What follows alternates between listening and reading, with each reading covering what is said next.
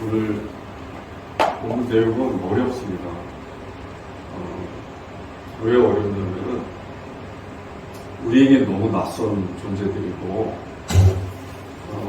성경에는 천사에 대해서, 천사의 반대인 사탄에 대해서 기록들이 많이 있는데 어찌되었든 그 기록들이 우리에게 현실적으로 이렇게 느껴지지 않는 것이 천사나 사탄에 대한 영적 존재에 대한 기록이 있긴 하지만 실제로 지금 우리가 살아가는 이 세상에서 그런 이야기는 많이 들리지만 영적 존재와 조우를 하고 또 그 영적 존재를 통해서 무엇인가 하나님의 뜻을 펼치기도 하고 띠라든가 뭐 카톨릭에서 퇴마라고 얘기도 하는데 그런 일을 하기도 하고 돕는 천사들, 보필하는 천사들이 어떤 영향을 받았다 하는 그런 자기 고백을 하는 사람들이 있지만 그것은 다 외부에서 들리는 이야기이고 또는 그것을 주장하는 사람들의 이야기고 실제로 신앙생활을 하는 성도들은 우리 그리스도인들은 그것을 체험하거나 아니면 우리가 육체적으로 그것을 지각하거나 느낄 수 있는 그런 대상이 아니기 때문에 굉장히 낯섭니다.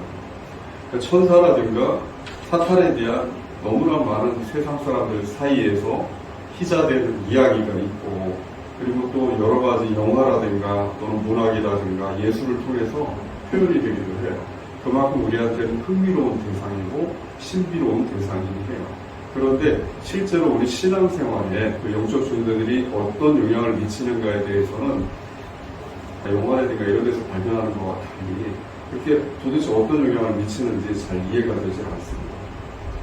성경에 나와 있는 예수님께서 행하신 기적이라든가 귀신을 쫓아내시는 여러 사역이라든가 또 예수님의 제자들 그리고 사도들이 행했던 그런 축기 우리가 그걸 행하는 그런 사람들이 심심치 않게 나타납니다. 그들도 많은 관심을 가지고 있는 것이 사실이에요. 왜냐하면 우리는 육체적인 존재고 우리는 병에 걸리고 그리고 정신적인 문제에 의해서 그 사건들이 일어나는 것을 볼 때마다 성경의 어떤 장면들이 성경 기록들이 떠오르고 마치 귀신이 어떤 조종을 하거나 그 귀신에 수리어서 그런 일이 생기지 않았을까.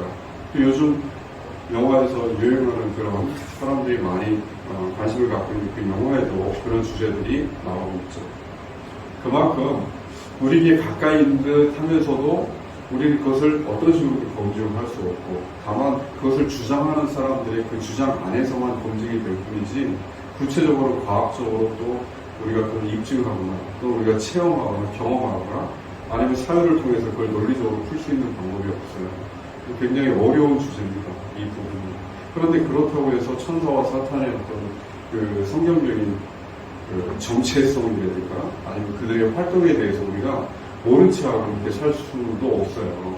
왜냐하면 너무나 많은 기록들이 창세기부터 해서 마지막 계시록까지 수도 없이 많은 천사와 사탄의 활동들이 나와 있고 그래서 그것을 모른 체하고 살 수는 없지만 도대체 우리 신앙생활과 성도의 삶과 어떤 관련성이 있는가를 정확하게 논리적으로 또 신학적으로 규명하기도 어려운 주제입니다. 그래서 그 신학 주제 중에서 천사론이라는 주제가 있는데 천사에 대한 그 주제가 있는데 교단에 따라서 크게 다르지 않습니다.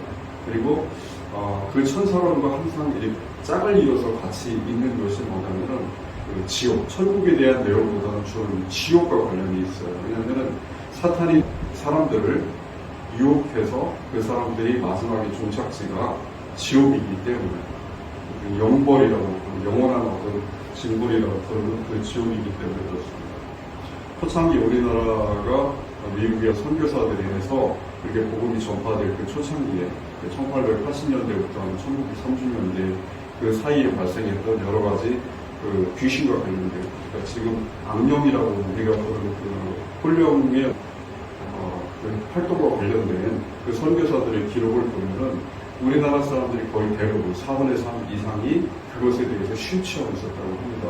그리고 교회에 대해서도 그러다 보니까 그런 성향을 가진 사람들이 그리스도 신앙을 갖다 보니까 귀신이라든가 이런 대목의 성경에 나오면 그것을 자기의 현실적인 삶과 연관을 시켜서 실제 그것이 발생하는 것처럼 그렇게 생각을 해서 마음속에서는 그리스도 신앙을 믿으면서도 실제 삶 속에서는 귀신에 의해서 무슨 일이 발생을 했다.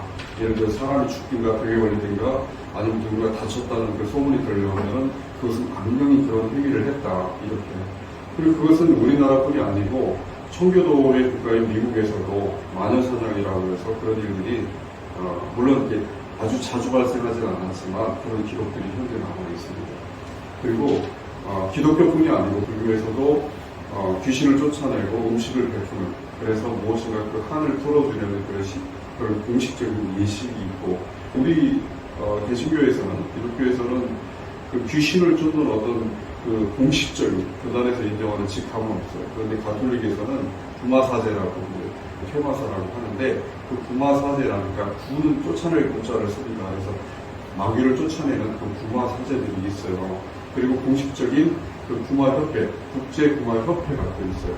1990년에 설립을 한 구마협회고, 2014년도에 보면 약 250명 정도 신부들이 거기에 가입을 해서 공식적인 직함을 가지고 교황의 허가를 받아서 구마 의식을 그렇게 거행을 한다고 합니다. 또 성경 외에 이제 다른 어떤 초창기의 유대교의 기록들에도 그것이 나옵니다. 또 우리가 잘 알고 있는 흉난 사회 도구를 거기서 발견된 그 문서에서도 에세레파라고 하는 종파가 있어요. 그 종파에서 유대교 종파인데 거기에서도 소금이라든가 또는 계시록에 나와 있는 유황이 있어요. 유황, 불목, 그 유황이라든가 또는 성수 이런 것들을 사용해서 귀신을 쫓아내는 죽기하는 그런 어떤 그 예식이 기록이 되어 있습니다. 그러니까 이슬람도 그렇고 대부분의 종교들의 그 귀신에 대한 것이 있어요.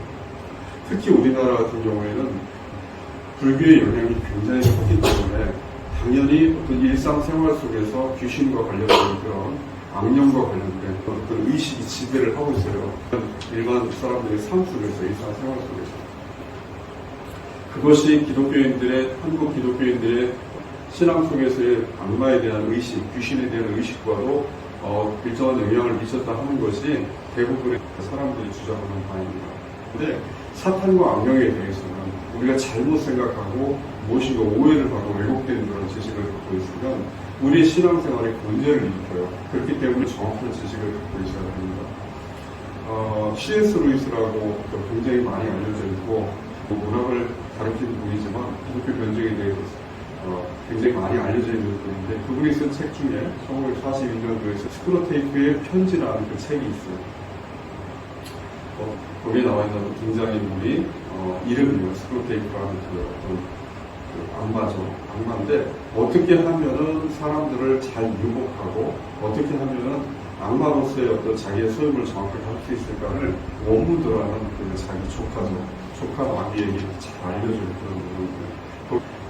물론 이제 이것은 창작이고 성경을 참고했고 또 다른 여러 가지 문학 작품 속에 있는 사탄에 대한 어떤 그 기록들을 참고를 해서 썼겠죠. 루이스가 썼는데 그 내용들에 보면 기독교인들이 갖고 있어야 될 어떤 통찰들이 많이 나와 있어요. 그것이 굉장히 예리하고 섬세하고 그리고 정확하게 현실에서 인간들이 갖고 있는 심리학적인 현상들을 굉장히 잘 표현을 했기 때문에 사람들에게 굉장히 어필이 되고 그것이 감동을 주고 그리고 사탄에 대해서 그동안 기존에 갖고 있었던 자기 인식을 수정하고 다른 어떤 성경적인 방향으로 그렇게 사탄을 인식하는 계기도 되고 했습니다.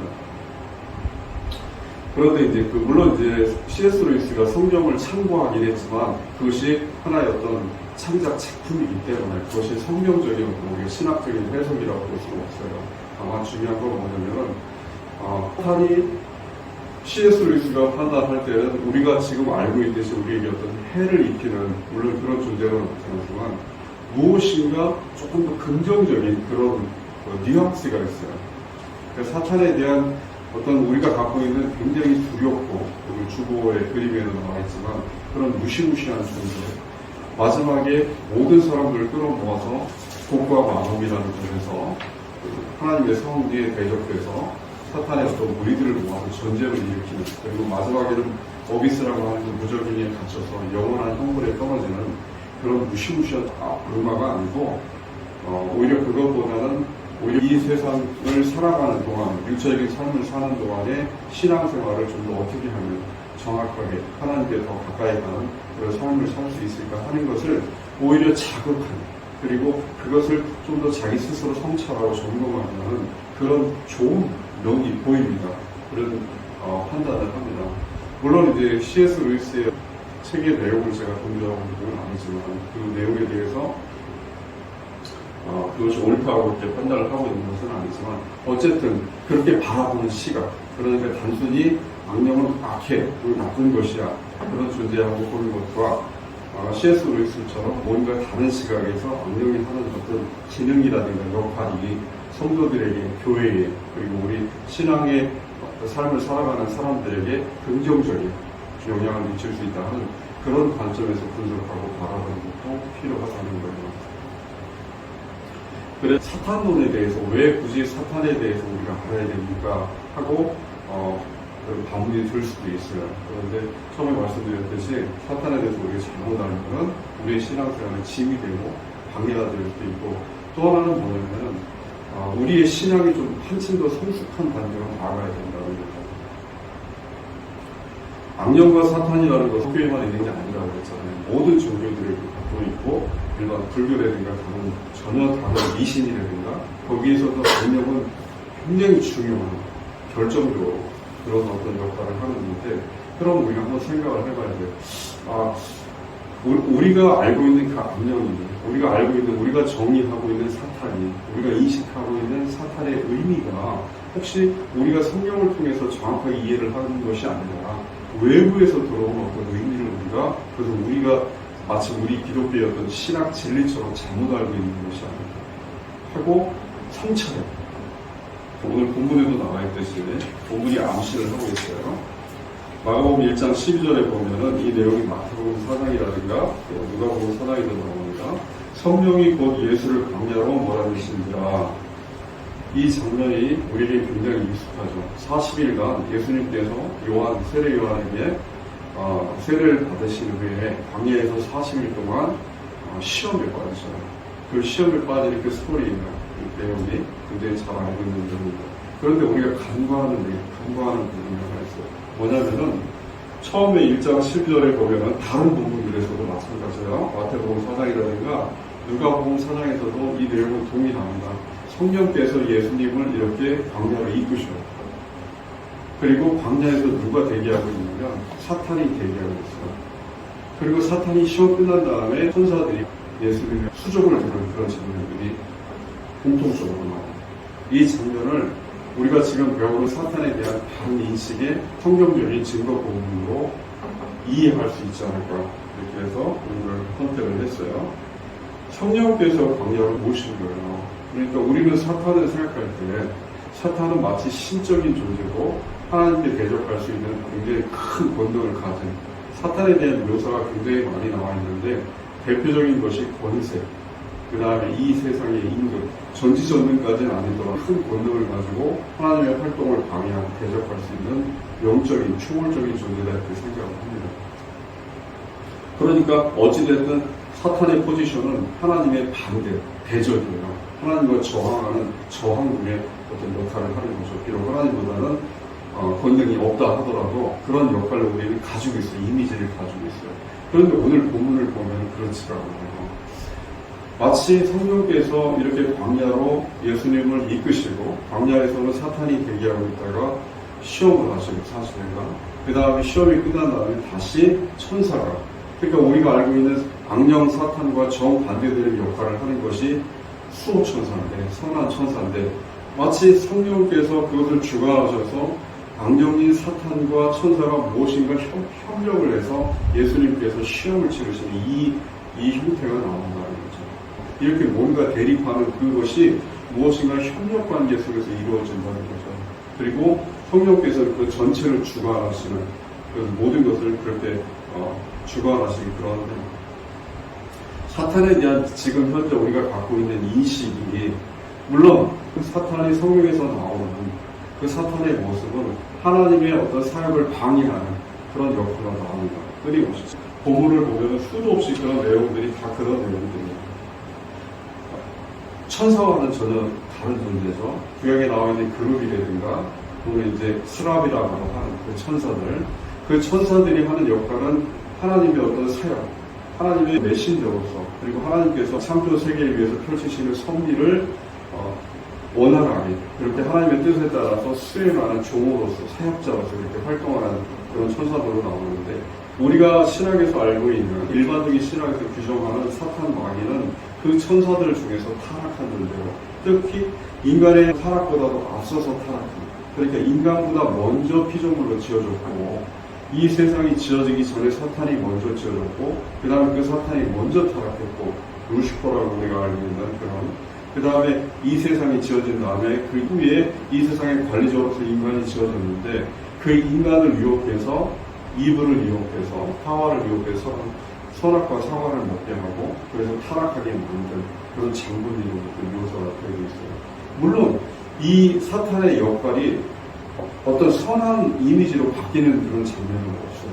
C.S. 루이스가 그렇게 묘사했듯이 우리는 뉘앙스를 느낄 수 있을 뿐이지, 어찌되든 스프링캠프 편지에서 원모드라는 조카에게 무엇인가 인간을 유혹하는 방법을 알려주는 그것도 전체적으로 봤을 때는 악한 행동이기 때문에 사탄은 우리에게 해를 입히는 존재를 묘사되고, 그것이 변하진 않아요. 일관되게 계시록까지 그것이 유지가 되는 것은 사실입니다.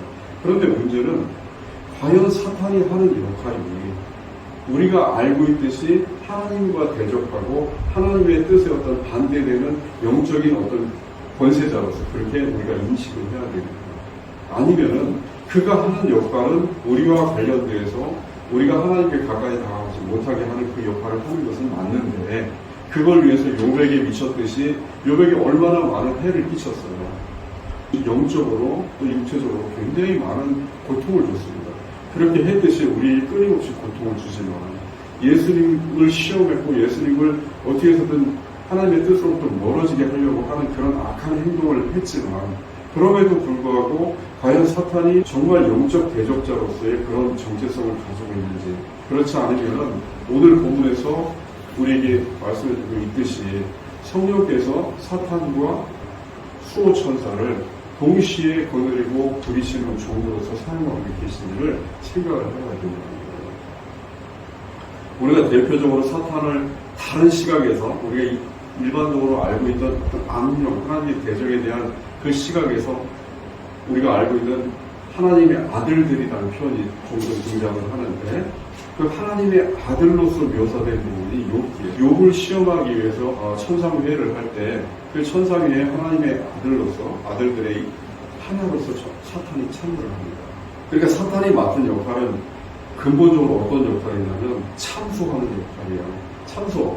그 다음에 중상모략 이런 것들이, 그러니까 헐뜯고 없는 죄를 만들어서 있다고 그렇게 뒤집어 씌우기도 하고, 그 다음에 무엇인가 약한 부분을 건드려서 허물어뜨리고 넘어지게 하고, 그래서 사람들이 스스로 결국에는 포기하게 만드는 그런 역할을 해요. 그런데 이런 역할이 우리 인간의 관점에서 봤을 때는, 지금 우리 성도의 입장에서도 그렇고 성도가 아닌 비신자들, 그러니까 우리가 유비된 자들이라고 부르는 통받지 못한 그 사람들의 입장에서도 도움이 돼요. 사탄은 일반적으로 자기들에게 해악을 주고 인간에게 해를 미치고 이 세상에서 인간에게 유익을 주는 것은 전혀 없고, 어떻게 해서든 고통을 주고, 불교에 보면 그런 표현이 있잖아요. 일체계고, 원진회고, 애별리, 우부듣고, 여러 가지 있어요. 그 불교의 교리에 보면 그런 것들이 다 어디서 나오냐? 고통의 문제에서 나오는데, 그 고통에 대한 그 자각을 일으키는 근본 원인도 불교뿐이 아니고 가톨릭에서도 마찬가지예요. 어찌됐든 사탄이 하는 역할은 해를 미치고 고통을 주고 사람들에게 유익을 주고 도움을 주기보다는 굉장히 무엇인가 싫어하는, 꺼리는 것들만 가져다 주고, 그렇게 해서 사람들이 올바른 어떤 진리의 길을, 구도의 길을 쫓지 못하게끔 방해하고 해방하는 역할을 하는 것이 공통적으로 나타나는 거거든요. 그런데 그런 사탄의 역할을 지금 우리는 굉장히 나쁘다, 악하다, 그래서 우리와는 대적이 되고 반대되는 거기 때문에 우리에게 오직 해만 미치는 거고, 결국에는 가장 중요한 건 우리에게 해를 미치는 그 자체보다 우리가 받은 해로 인해서 우리가 넘어져서 하나님께 가까이 다가가지 못하게 해서 아담과 하와가 유혹에 넘어가서 하나님을 떠났더니 우리를 떠나게 하는 것이다 하고 사탄을 굉장히 어떤 악한 존재를 그렇게 몰아내는 겁니다. 그래서 사탄이 하나님의 대적자라고 주장하는 관점에서 또 어떤 주장을 하냐면, 성경에 많이 나타나 있는, 신약성경에 많이 복음서에 나타내는 예수님의 어떤 사탄을 쫓는 그런 장면들, 그 장면들에서 보면은 어찌됐든 예수님도 사탄을 귀신을 쫓아내지 않느냐, 귀신 들린 사람으로부터 쫓아내지 않느냐, 그리고 사도들을 통해서 수많은 그런 귀신을 쫓는 사탄을 그렇게 배척하고 쫓아내는 그런 사역을 하지 않았냐 하고 주장을 합니다. 그렇게 사실이라니까요. 우리가 어떻게 봐야 되냐면 사탄이 하는 역할이 그런 역할을 하도록 그렇게 하나님께 위임받았다는 그 사실을 우리는 모르고 있는 거예요. 사탄은 그런 역할을 하게끔 천사인데 사탄이나 천사나 똑같은 존재들이에요. 영적인 존재입니다. 그 영적인 존재인데 그러니까 육체가 없어요. 우리가 육체가 있어야 우리가 서로가 분별을 하고 서로가 무엇인가 자기 경험에 따라서 나는 어떤 존재로 너는 어떤 존재로 구분이 되는데 스크로테이프 편지에도 C.S. 루이스가 사탄이 굉장히 정확하게 파악하는 그러니까 인간이 가장 나약한 존재인 첫 번째 원인으로 스크로테이프가 파악한 게 뭐냐면 인간들이 각자가 서로를 별개의 분리된 존재로 본다는 거예요. 독립된 존재로 본다는 거예요. 근데 인간의 육체를 가지고 있으니까 그런 존재로 살아가잖아요. 그런데 사탄이 볼 때는 그런 삶을 살아가는 타인과 자기를 구분하고 그렇게 분리하고 나의 어떤 유익을 위해서 타인에게 해를 끼치는 이런 인간들의 나약한 모습을 사탄이 굉장히 정확하게 파악하고 공격해 들어온다는 거예요. 그러니까 우리가 어떻게 봐야 되냐면 사탄이 하는 역할이라든가 기능이 우리가 지금까지는 굉장히 부정적으로 우리에게 나쁘게 그런 영향을 미치는 것으로만 파악을 했지만 그리고 실제로 그래요. 부정적인 영향을 미쳐요. 그게 대표적인 인물이 욥이고 그 다음에 복음서에 나와 있는 귀신 들린 사람들의 삶이에요. 너무나 피폐한 삶을 살았기 때문에 무덤가의 살기도 하고 귀신 들려서 여러 가지 증상을 나타내기도 하고 또 보면은 우리가 축기라고 하는 귀신 쫓는 그 주제와 병을 낫게 하는 것이 하나가 붙어 있어요. 그러니까 병의 원인도 어떻게 보면 사탄과 악령이 그렇게 일으켰다 하고 우리는 믿습니다. 그러니까 이렇게 붙어 있어요. 그러니까 당연히 사람들이 굉장히 나약한 부분, 가장 인간이 싫어하는 게 뭐예요? 자기 신체 건강의 어떤 위험이잖아요. 죽음, 육체적인 죽음인데 그 부분, 그 나약한 부분을 가장 쉽게 공격하고 정확하게 파악해 들어오는 것이 사탄이다. 그렇기 때문에 사탄을 쫓아내면 병도 함께 치료가 된다. 이렇게 보는 것이 일반적인 관점입니다. 그런데 그것이 사실일 수 있어요. 성경에 나와 있는 것이 거짓이라는 것이 아니에요. 왜냐하면 병에 들릴 수 있어요. 귀신에 의해서 나병이 올 수도 있고 그 다음에 여러 가지 구약에도 그런 내용들이 나와요. 신약에도 그런 내용들이 나와 있어요. 굉장히 많은 내용들이 있어요. 본문에. 그런데 중요한 거는 우리 좀 더 넓게 생각합니다. 어떻게 생각해야 되냐면 우리가 병에 걸리는 것은 그렇게 정해져 있어요. 이 육신의 삶을 사는 동안에 그렇게 정해져 있어요. 예를 들어서 귀신을 쫓아내면 그 사람이 완전하게 무결하게 그렇게 깨끗하게 고침을 받는 거예요. 그런데 그렇지 않죠. 귀신에 걸리지 않았던 사람도 귀신에 걸린 것과 같은 그런 삶을 살아갑니다. 현재. 그렇죠. 사탄 때문에 넘어지는지 아니면은 우리 자신의 죄성 때문에 넘어지는지 그 순간마다 분간할 수는 없어요. 그렇지만 우리가 귀신에 들리지 않았다고 하고 정상적인 사람이라 하더라도 계속해서 끊임없이 넘어져요. 예를 들어서 우리가 사탄이 귀신 들린 사람을 치료해서 낫게 했어요. 그런다고 해서 그 사람이 다시 어떤 귀신 들렸을 때와 같은 그런 부정한 형태를 하지 않느냐? 아니요, 합니다. 그리고 시험도 마찬가지예요. 우리가 일상생활에서 느끼는 그 삶 속에는 우리를 유혹하고 우리를 넘어지게 하는 시험이 정말 단 한순간도 멈추지 않고 계속되고 있어요. 그러니까 어떻게 보면은 사탄이 그렇게 악한 존재이든 아니든 우리가 어떻게 규정을 하든 우리의 삶은 변치 않는 거예요. 그런데 사탄이 무엇인가 그런 역할을 한다 하는 형체를 정확하게 불교에서는 그 원인을 파악해가는 것이 구조의 길이고 그 다음 열반의 길에 나아가는 수행 길인데 기독교에서는 그것이 이미 주어져야 되는 거예요.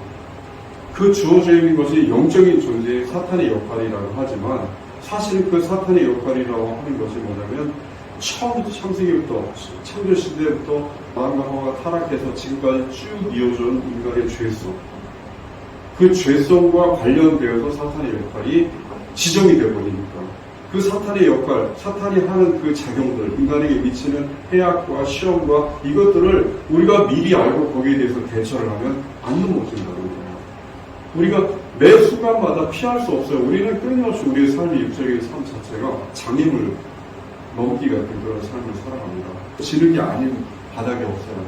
마지막에 우리가 이 세상을 떠나고 다시 부활했을 때, 변화된 몸으로 변화됐을 때 그것이 끝나는 거지, 육체적인 몸을 입고 살아가는 동안에는 사탄의 영향을 미치는 것이든 아니면 다른 원인에 의한 것이든 우린 끊임없이 시험 속에 살아가고, 어떤 사람이 보이는 그 행태처럼 사탄의 영향을 받았는지 안 받았는지, 또는 누군가 공식적으로 귀신 들림 받지 않고 사탄의 영향을 받지 않았다고 해도 그와 비슷한 상태로 살아가야 된다는 거죠. 성도가 됐든 비신자가 됐든. 그러니까 우리에게 우리가 이렇게 넘어짐 속에서 살아간다는 것은 정해진 거예요. 왜? 우리의 조상 아담이 그렇게 남겨놓은 죄성이 우리가 은혜를 받고 회개하고 하나님의 자녀가 되고 이런 삶을 산다 하더라도 육체를 입고 살아가는 동안에는 변치 않는 거예요. 그건 바울도 부정하지 않고 어느 누구도 부정하지 않았어요. 예수님이 시험을 받는 그 장면, 오늘 나와 있는 본문을 보세요. 예수님이 왜 시험을 받아요? 그 시험도 인간이 받는 시험들이에요. 다. 예수님이 받았던 그 시험은 인간이 받는 시험들이에요. 똑같은 시험이에요. 탐욕. 불교에서 탐진치라고 하는 게 있는데 그 탐욕. 그런 거하고 동일하는 거예요. 욕심 때문에 발생하는 것들. 그것이 나에게 꼭 필요한 것이 아님에도 더 취하고자 하는 그런 것들 때문에. 어찌됐든 사탄이 하는 역할에 대해서는 우리가 부정하지 않아요. 그 사탄이 하는 역할은 그 사탄이 하나님에게 위임을 받아서 하나님의 사역으로서 우리에게 어떤 해악과 시험을 미치는 역할을 하거든요. 그렇지 않고 사탄이 어떤 독립된 존재로서 하나님의 대적으로서 정말 우리가 이해하고 있듯이 마귀 사탄, 하나님의 대적하는 그런 영적 전쟁, 복과 마귀의 전쟁을 일으키는 그런 옛뱀, 용, 이런 존재로서 그렇게 영적인 어떤 무시무시한 존재로서 활동을 하는 그 활동하는 내용은 이 지상에서 활동하는 이 창조세계에서 활동하는 이 인간에게 영향을 미치는 것은 동일해요. 어떤 방식이든 같은 방식으로 그렇게 활동을 합니다. 그런데 우리는 무조건 그 사탄에 대해서 사탄이 하나님의 영적인 대적자이기 때문에 멀리하고 그와 싸우고 그렇게 하다 보니까 그런 생각을 하다 보니까 이런 생각이 일반적으로는 우리 기독교의 어떤 가르침이기보다는 불교라든가 미신이라든가 다른 어떤 믿지 않는 사람들이 갖고 있는 사탄에 대한 지옥관념들. 불교에는 수도 없이 많은 지옥이 있다고 합니다. 10만 개 이상의 지옥이 있다고도 해요. 그 지옥관념들과 이렇게 결부돼서 이 세상에서 지은 좋은 그 나쁜 그런 결과로 저승길을 가고 이런 것들이 지금 우리를 사로잡고 있지 않는가. 그래서 우리가 정작 그런 피상적이고 그런 세상을 바라보는 그 시각에서 벗어나서 우리는 그보다 훨씬 더 넓고 높은 그 단계로 나아가서 이 세상의 모든 것, 그 사람이 됐든 현상이 됐든 영이 됐든 육체가 됐든 무엇이 됐든 우리의 소유고 우리는 예수님의 것이고 예수님은 하나님의 것이라는 바울의 뜻이죠. 그렇게 이 세상의 주인으로 살아야 될 사람들이 무엇인가 이 세상 안에 갇혀서 이 세상에서 발생하는 현상에 끌려다니면서 사탄이 나타나는 그 현상에 마음이 들끓고 두려움을 느끼고 하면 뭔가 잘못됐죠. 정리를 할게요. 사탄이 하는 역할, 악령 또는 귀신, 마귀 여러 가지로 표현이 되어 있어요. 그 사탄이 하는 역할은 맞아요. 사실이에요. 그리고 예수님께서 그 사탄이 하는 역할과 성도들이 영적 싸움을 하는 것도 맞아요. 그런데 이 싸움이 과연 무엇 때문에 발생을 했는가? 아담의 후손으로 죄성을 갖고 있는 인간이기 때문에 원래 없었어야 될 그 존재가 그런 존재로 만들어졌기 때문에 그러면 이렇게 생각이 들 수 있어요. 하나님께서 사탄을 먼저 만드셨다고 그렇게 신학에서 이야기하고 사탄이 먼저 타락된 존재라고 이야기해요. 그렇기 때문에 사탄이 하나님과 대적하기 위해서 정말 하나님의 종으로서가 사역자로서가 아니고 하나님과 대적하기 위해서 사탄 루시퍼가 천사장 중에 하나가 반역을 일으켜서 하나님께 대적하기 위해서 뱀으로 변장을 해가지고 아담과 하와에게 나타나서 선악과를 따먹겠다 이렇게 한번 생각을 해봐요. 그런데 사탄이 영적 존재잖아요. 사탄이 영적 존재라는 것은 사탄이 됐든 천사가 됐든 이들이 영적 존재라는 것은 성경에 명시되어 있고 이걸 거부할 사람은 없어요. 우리가 영은 어떤 존재다. 영이 무엇인가 형체로서 뿔을 달았든 아니면 바람의 모양을 하든 아니면 연기로 나타나든 무엇인가 우리에게 지각되는 감각적인 형태로 나타나지 않으면 우리 영을 분간할 수 없어요. 그럼 사탄이든 천사든 이 존재들이 개별화된 독립된 존재가 아니라고 이야기합니다. 물론 전적으로 주장에 대해서 동의하는 것은 아니지만 과연 영적인 존재가, 그러니까 사람들이 가만히 생각을 해보면 알 수가 있어요. 우리가 영적인 존재를 과연 어떻게 구분하지? 예를 들어서 영적인 존재가 귀신으로 나타나야 두렵지. 근데 그 귀신으로 나타나고도 우리 육적인 존재로 나타나는 겁니다. 영적인 존재가 육적인 존재로 나타나지 않으면은 구분을 할 수도 없고, 우리 지각할 수도 없고, 있는지 없는지도 몰라요. 이게 지금 어떤 형태로 존재하는지 몰라요. 사람에게도 마찬가지예요. 어떤 사람이 귀신이 들렸다고 우리 그 사람을 규정할 때는 그 영적인 존재가 들어갔는지 확인하는 방법은 그 사람이 육체적으로, 귀신 들린 사람이 육체적으로 활동하는, 나타나는 증상을 보고서 알 수 있어요. 그 사람이 만약에 증상을 안 나타내면 몰라요. 그런데 귀신 들렸다는 사람이 나타내는 그 증상은 우리가 지각할 수 있는 사탄이 하는 활동이라는 거, 심리학에서, 정신분석학에서는 그렇게 규정하고, 가톨릭 퇴마사들에게 정신과 의사들이 정신질환이 있는 환자들을 데려다가 퇴마를 부탁하는 경우가 있다고 합니다. 물론 거기에 대해서 평가하고 싶지는 않아요. 그런데 그것을 어떻게 구분하냐는 거예요. 그러니까 영적인 존재가 하는 악이라고 하는 것도 형체가 없는 우리가 정신적인 사유지만, 영적인 존재가 하는 활동을 육적인 그런 증상으로 분간할 수 있다고 하는 주장들을 많이 있어요. 그런데 실제로 사탄이라든가 마귀는 그런 존재가 아니잖아요. 영적인 존재이기 때문에. 영적인 존재가 우리에게 가시적으로 나타나요. 그런데 생각을 한번 해봐요. 영이라는 것은 히브리어에서는 노아라고 하고, 그 영적인 그 특성이 뭐냐면 바람과 같다. 호흡과 같다. 이렇게 얘기해요. 우리는 분명히 있다고는 느끼지만 그것이 어떤 형태인지는 몰라요. 그것이 형체로 나타나기 전에 우리는 지각할 수가 없는 거예요. 그러니까 뭐냐면 천사를 한번 생각을 해봐요. 천사가 우리에게 영향을 미치는 어떤 하나님의 메신저로서, 하나님과 우리 사이에 있는 가운데 중개인으로서, 매개자로서 그렇게 활동을 합니다. 그런데 천사가 우리에게 보여주는 그 활동의 모습은 어떨 때는 나라 전체에 영향을 미치기도 하고, 소돔과 고모라를 멸망시키는, 또는 한 개인에게 영향을 미치기도 해서 한 개인에게만 나타나기도 해요. 그런데 이 천사가 우리에게 지각되고 나타나는 것이 천사가 갖고 있는 능력일까요? 그렇지 않아요. 천사가 우리에게 보여주는 모든 능력, 모든 어떤 초월적인 능력, 신비한 그런 능력들은 다 하나님이 가진 본능이 천사를 통해서 나타나는 거예요. 천사 자체가 갖고 있는 것이 아니고 하나님이 그 영적 존재를 우리에게 가시적인 존재로 변화되게끔 만드셔서 그 순간에 그렇게 우리에게 나타나시게 하는 거고, 그 다음에 사탄이 우리에게 영향을 미쳤던 모든 사탄의 활동 속에 있는 힘, 권능은 하나님의 권능이 사탄을 통해서 우리에게 전달되고 나타나는 거예요. 그러니까 사탄은 매개체로서 활동하는 거예요. 근데 사탄이 인격적인 존재인 건 맞아요. 히브리서에서도 사탄이 인격적인 존재로 그렇게 나타나 있고, 그렇지만 어찌됐든 사탄이 고유한 자기만의 독자적인 권능을 갖고 있지는 않다는 거예요. 그러면 천사가 타락해서 변화된 사탄도 자기 스스로 무엇인가를 나타낼 수 없다는 것이 논리적으로도 맞고, 신학적으로도 맞고, 성경적으로도 해석이 정확해요. 그러니까 사탄이 우리에게 악한 행동을 하고 해를 미치고 하는 것은 맞는데, 그것도 하나님께서 죄성을 가진 인간들에게 욥을 시험한 최종적인 결정권자가 누구일까요? 하나님께서 사탄에게 허락을 한 거예요. 분명히 하나님이 보시기에 욥은 굉장히 온전한 자, 온전하다는 게 뭐예요? 전혀 흠이 없고 완전 무결한 자인데, 그런데도 사탄은 아닙니다. 하나님, 제가 하는 역할은 이런 역할이니까 제가 가서 저를 넘어뜨리게 한번 해보겠습니다. 그래서 욥이 가지고 있는 그 믿음이 참된 믿음이 아니고 나약한 분명히 무엇인가 육체적인 고통이나 정신적인 고통이라든가 존재적인 고통을 주면 넘어집니다. 그러니까 하나님께서 그래, 너는 그 역할을 하는 존재니까 가서 해봐. 그 장면이 욥기에 명확히 나타났어요. 그리고 오늘 본문에도 나와 있는 거예요. 성령이 예수님을 방해하고 되는 거예요. 왜 몰아내실까요, 성령이? 만약에 사탄이 하나님의 적이라면 그런 이유가 없잖아요.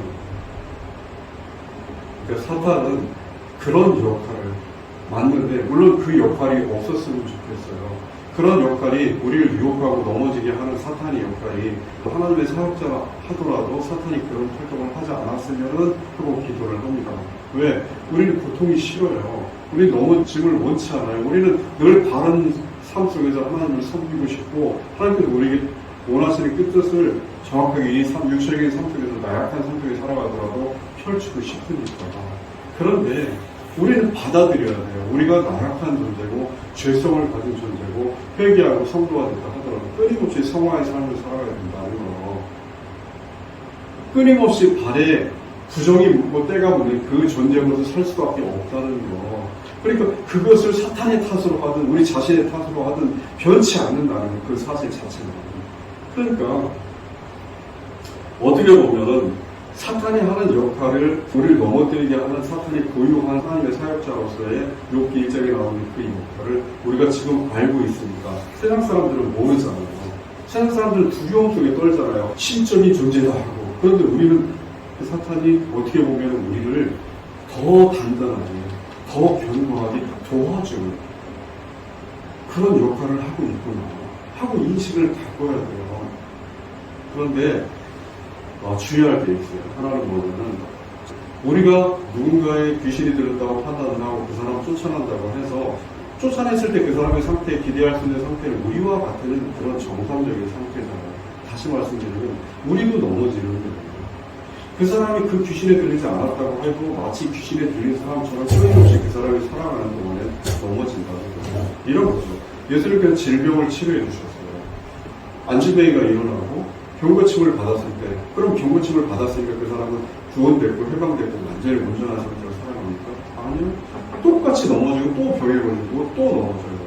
그렇게 육체적인 삶을 살다가 그 사람이 어떻게 될지 몰라요. 그 사람이 만약에 성도로서의 삶을 살았으면 하나님과 함께 있을 거고 그렇지 않으면 끝이 났겠죠. 지옥에 가겠죠. 그러니까 그 일시적인 현상이 일어난다고 해서 우리가 축기 행사를 하고 축기를 하고 귀신을 쫓아내고 때로는 신유를 한다고 해서 그것이 정말로 하나님께서 우리를 사용하셔가지고 사람들에게 믿음을 갖게 하는, 예수님께서 그렇게 믿음을 갖게 하시기 위해서 사람들을 교회로 만드시기 위해서 그렇게 하셨는데 그렇게 하는 그 작용이 나타난다면 그렇다면 하나님께 그 순간에 쓰실 수도 있어요. 물론 그것이 진짜 축기인지 확인을 해야 되겠지만 확인할 수 없어요. 그런데 그게 아니고 지금처럼 만약에 우리가 인식할 때 굉장히 미신적이다. 무속에서 하는 일과 비슷한 일을 하네. 저 불교에서 하는 일과 비슷한 일을 하네. 그리고 그 귀신 눈에서 나왔던 사람이 달라진 게 없어. 그냥 우리가 똑같은 존재네. 늘 넘어지고 늘 그냥 비뚤어진 삶을 살고 무슨 의미가 있어요? 그러면 오히려 그 뒤에 악함이 만약에 더 심해진다면 그 사람이 정말 흠없는 존재로 살지 않고 늘 넘어지고 오히려 더 심한 상태로 산다면 하나님께는 불경한 것인 것입니다.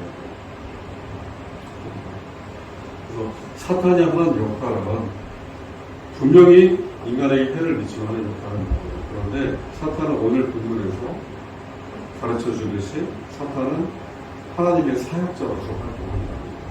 그리고 사탄이 하는 나타내는 모든 활동들, 그것이 소돔과 고모라를 멸망시키는 그 무시무시한 활동이 됐든 아니면은 한 개인에게 귀신 들림으로 들어가서 영향을 미쳐서 그가 하나님의 뜻으로부터 벗어난 그런 비뚤어진 삶을 살게 하든 어떤 다양한 형태로 나타나든 사탄 자체가 갖고 있는 고유한 능력이 아니라는 거예요. 영의 존재이기 때문에 천사도 마찬가지고 사탄도 마찬가지고 그들은 그냥 영적인 존재들입니다. 그리고 사탄과 천사가 하나님과 어떤 관계인가는 인간의 입장에서는 아무 영향도 없고 의미도 없어요. 그들과의 관계는 뭐냐면 하나님과 우리의 관계에서 그 사이에 있는 사탄과 천사가 중요한 거지 하나님과 단독자로서의 그 관계는 우리에게는 큰 의미를 주죠.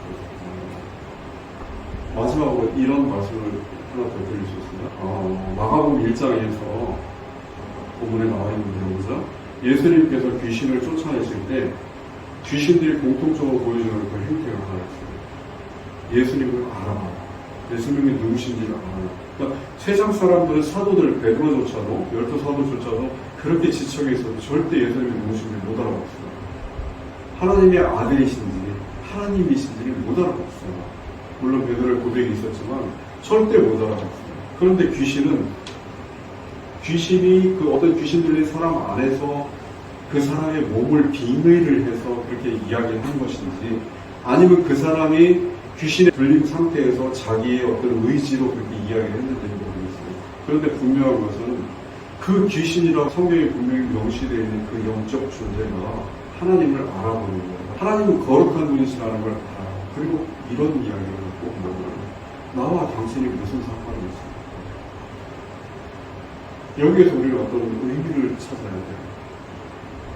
만약에 사탄이 정말 하나님의 대적이고 악령이고 대항하는 자라면, 하나님이신 예수님이 그 사탄을 쫓기 위해서, 사탄을 제압할 수 있는 전지전능하신 힘으로 쫓기 위해서 나타났다면 나와 당신이 무슨 상관이 있습니까? 하고 이야기하지는 않았겠죠.